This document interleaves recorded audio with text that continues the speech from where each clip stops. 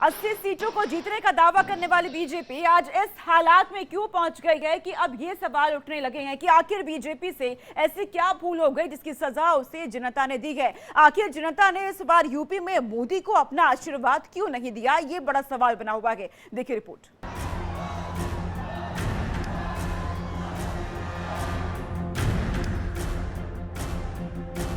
चुनावी नतीजे के बाद अभी चर्चा जोरों पर है कि आखिर उत्तर प्रदेश में ऐसा क्या हो गया कि जिस जनादेश की उम्मीद बीजेपी पाले हुए थी वो धराशायी हो गई। कहां बीजेपी के नेता और स्वयं प्रधानमंत्री नरेंद्र मोदी और उत्तर प्रदेश के मुखिया योगी आदित्यनाथ दावा कर रहे थे कि इस बार उनकी झोली में जनता 80 की 80 सीट दे रही है, लेकिन नतीजा क्या आया? इस नतीजे की वजह से आज बीजेपी बैकफुट पर है।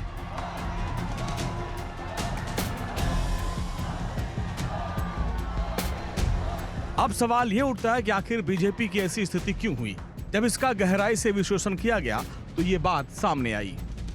जमीन स्तर के कार्यकर्ता पार्टी से नाराज थे।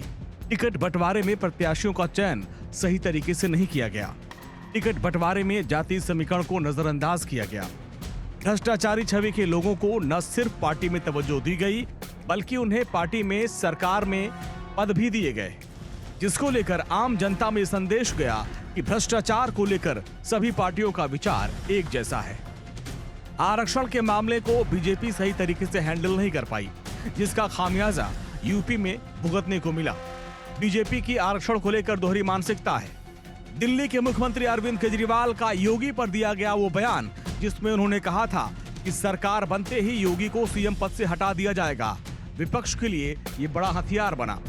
क्या ब्राह्मण और राजपूत समाज की नाराजगी का खामियाजा बीजेपी को भुगतना पड़ा?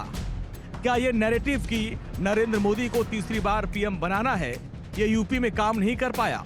क्या बड़े शीर्ष की नाराजगी का भी खामियाजा बीजेपी को भुगतना पड़ा? इसके अलावा क्या लाभार्थी वर्ग जिसको लेकर बीजेपी खासा उत्साहित थी, उसने यूपी में बीजेपी पर भरोसा नहीं जताया?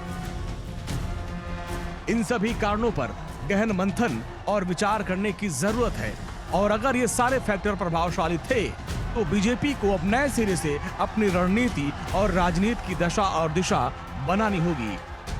Bureau report, India daily live. इस बुलेटिन में इतना ही। एक छोटा सा ब्रेक के बाद भी खबरों का सिलसिला जारी है। आप देखते रहिए इंडिया डेली लाइव।